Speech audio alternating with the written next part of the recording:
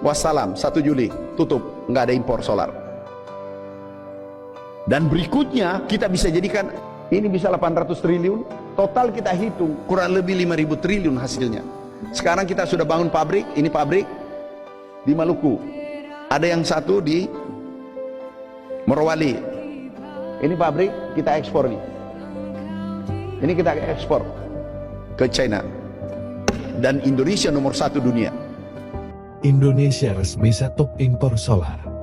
Revolusi B50 dan taruhan besar kedaulatan energi nasional.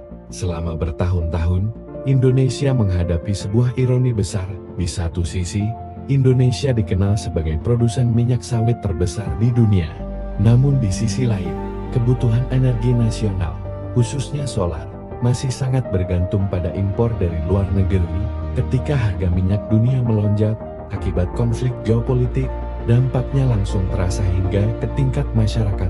Biaya logistik meningkat tajam, harga kebutuhan pokok ikut terdorong naik, dan stabilitas ekonomi nasional menjadi rentan terhadap faktor-faktor di luar kendali Indonesia. Kini, pemerintah mengambil langkah yang berpotensi menjadi salah satu perubahan terbesar dalam sejarah energi nasional. Mulai 1 Juli 2026, Indonesia menargetkan penghentian impor solar secara penuh dengan menggantinya melalui implementasi B50. B50 adalah campuran 50% biodiesel berbasis sawit dan 50% solar konvensional. Menteri Pertanian Andi Amran Sulaiman menyebut kebijakan ini bukan sekadar program energi biasa. Langkah ini merupakan strategi besar kedaulatan. Langkah ini bertujuan mengurangi ketergantungan terhadap energi impor, sekaligus meningkatkan pemanfaatan sumber daya dalam negeri.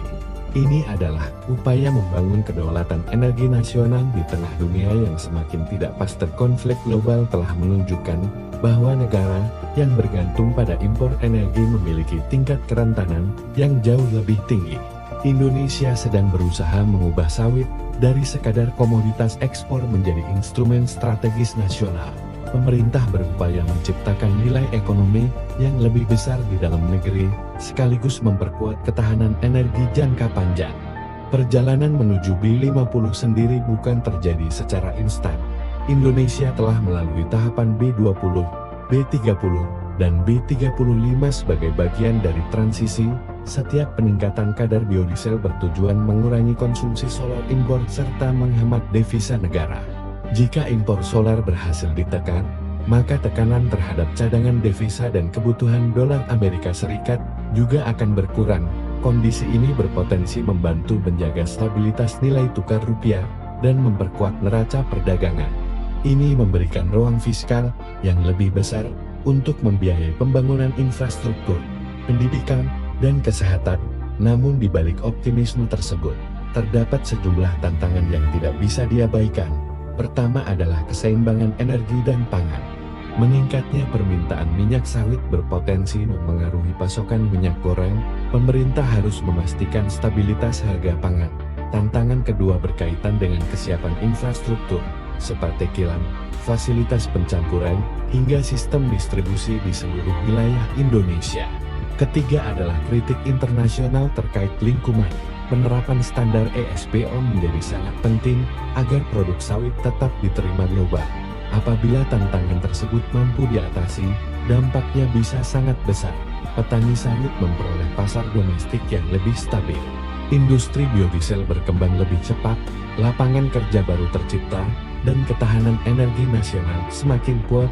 Indonesia juga mulai mendorong pengembangan bioetanol, biomasa, serta elektrifikasi sektor pertanian melalui traktor listrik karya anak bangsa. Ini menunjukkan bahwa Indonesia sedang membangun ekosistem energi yang lebih beragam dan tidak hanya bergantung pada satu sumber. Target penghentian impor solar pada 1 Juli 2026 bukan sekadar kebijakan energi, ini adalah ujian bagi kemandirian nasional. Jika berhasil, momen ini akan dikenang sebagai titik balik ketika sawit berubah menjadi salah satu fondasi utama kedaulatan energi Indonesia.